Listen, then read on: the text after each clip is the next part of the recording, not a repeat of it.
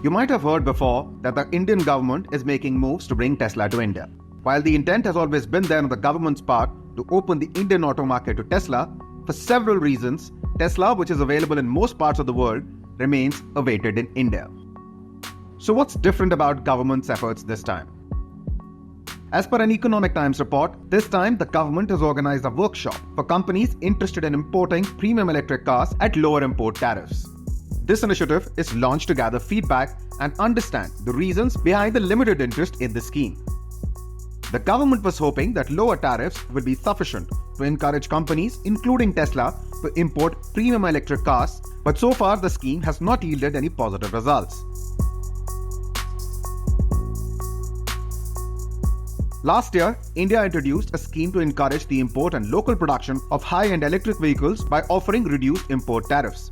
This move was intended to attract major EV manufacturers, particularly Tesla. This after Tesla explicitly expressed interest in entering the Indian market. But its entry into the Indian market was subject to reduced import tariffs.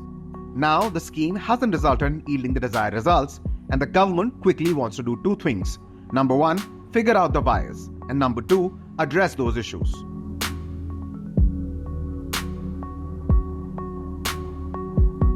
So the Modi government is engaging with stakeholders once again. The workshop, where feedback will be sought from industry players, will be held later this month. This workshop will allow companies to better understand the scheme and offer feedback that could influence the final regulations. This will be the second round of consultations. The first was held in April 2024 and included major companies like Tata Motors, Maruti Suzuki, Hyundai, BMW, and Mercedes.